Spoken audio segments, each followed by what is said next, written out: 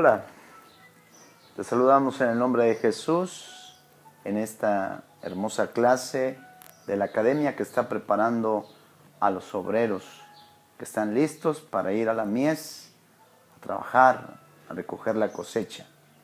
Nuestro tema de esta clase es derribando argumentos. La palabra de Dios declara en 2 Corintios 10, del verso 3 al verso número 5, lo siguiente.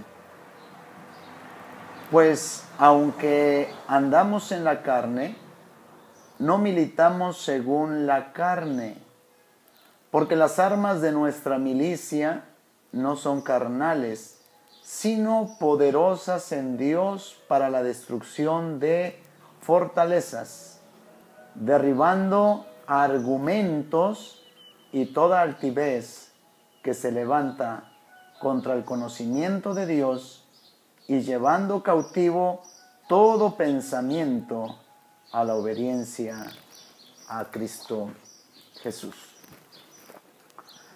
Amados alumnos, a veces pensamos que los mayores argumentos en contra de Dios están afuera de nuestras cuatro paredes, de nuestro templo, de nuestra iglesia.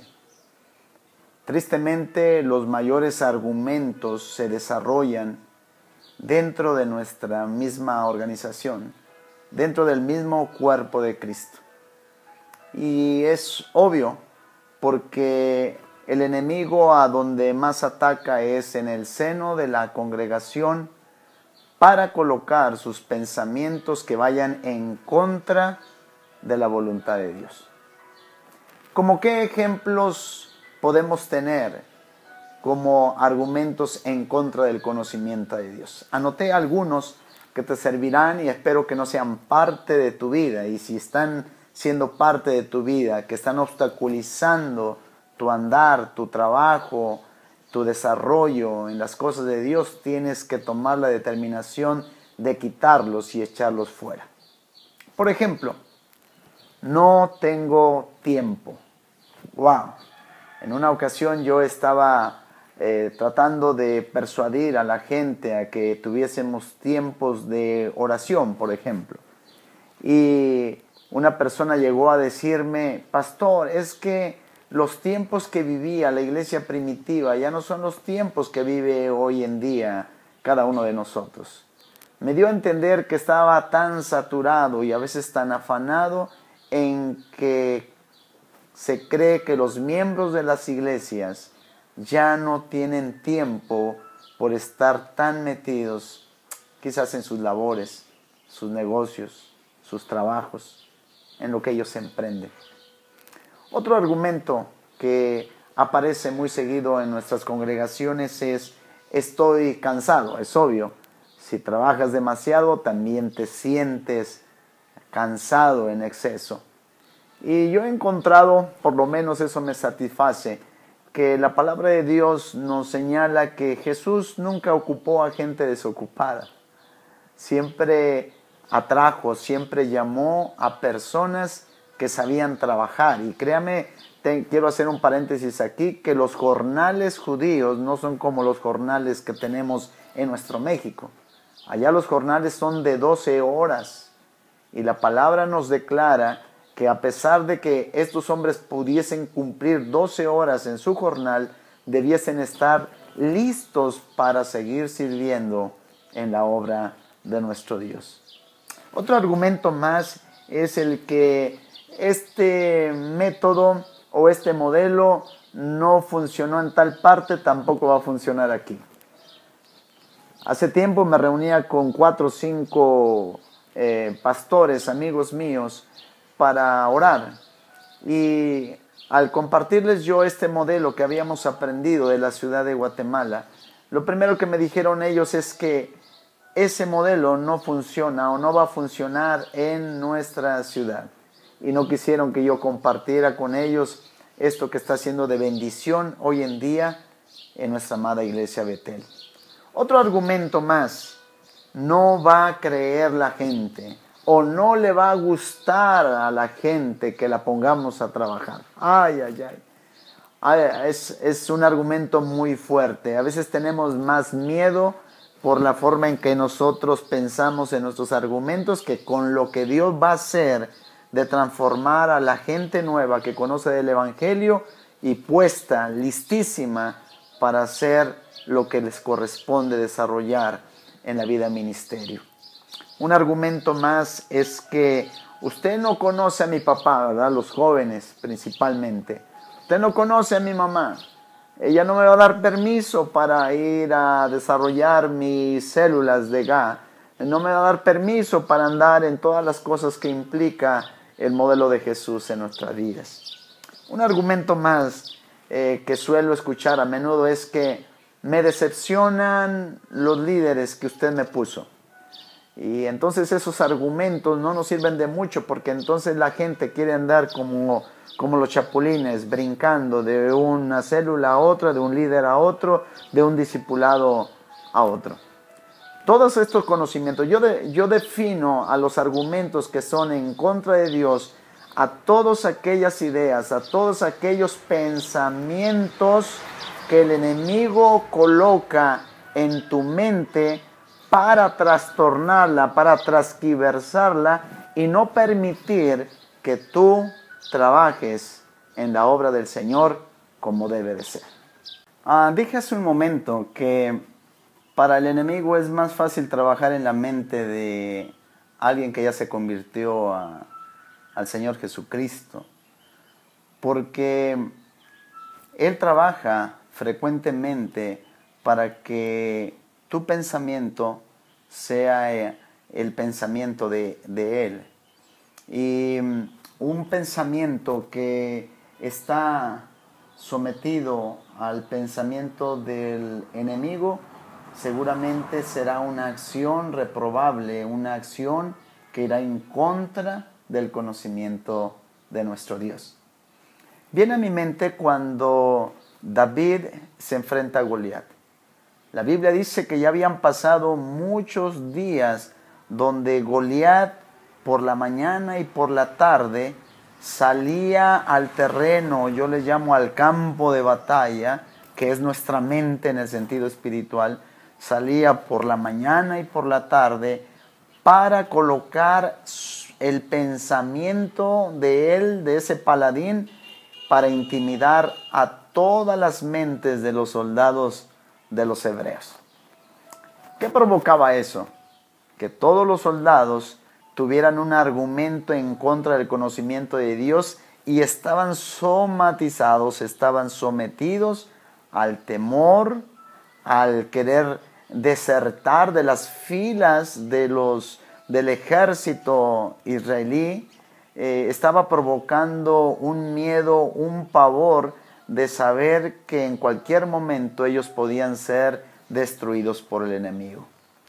Por eso yo creo que cuando la Biblia habla sobre derribar argumentos en contra del conocimiento de Dios, es tener la osadía de quitar el pensamiento que el enemigo ha puesto en nuestras vidas y que nos ha paralizado de una u otra forma. David lo entendió. No es que David fuera mejor guerrero que cualquiera de los que estaban ahí, compañeros suyos, incluyendo sus hermanos. La virtud de David fue arrancarse, fue sacudirse aquellos pensamientos que había declarado Goliat en contra de ellos. Y entonces David tuvo la virtud de quitar esos pensamientos y colocar el pensamiento de poder, que es la palabra de Dios en nuestras mentes. Yo siempre he creído que un pensamiento obediente tiene la victoria ganada. Y David tuvo la victoria no en el momento en que le cortó la cabeza a Goliat. David tuvo la victoria ganada desde el momento en que él quiso, en el momento en que él optó porque la palabra viniese a saturar, la palabra de Dios a saturar su pensamiento, procesarlo en palabras de victoria y llevarlo a una acción decidida para tener la victoria. Segunda a los Corintios, capítulo 2, verso 11, Pablo dice, para que Satanás no se aproveche de nosotros, pues no ignoramos sus artimañas. Si tú quieres derribar argumentos que pueden estar dañando tu vida espiritual, tu trabajo en el ministerio, tienes que saber que el enemigo tiene artimañas en contra tuya. Si Satanás tiene de alguna forma, mucho campo para trabajar en las mentes de los cristianos, entonces tú tienes que colocar la misma postura que David hizo contra el paladín. Satanás no tiene ningún problema con los inconversos. ¿Sabes por qué? Porque ellos tienen el pensamiento de necedad como lo tiene él. Así que yo te persuado a que no tengas el pensamiento de necedad de los inconversos, ni andes trayendo el pensamiento del enemigo en tu vida. La palabra de Dios declara en 2 Timoteo capítulo 1, verso 7 lo siguiente. Yo no te he dado, dice Dios, un espíritu de cobardía, sino de valentía, de poder y de dominio propio para vencer fortalezas del mal. Tal es el argumento, tal será tu forma de pensar. Tal sea tu pensamiento, tal será tu forma de actuar. Esto quiere decir que tal es la evidencia de tu vida para vencer o para ser derrotado. Nadie puede culpar a otros por tu derrota. Tú mismo tienes la capacidad de demostrar y de dar evidencia de lo que quieres obtener en tu vida, victoria o derrota.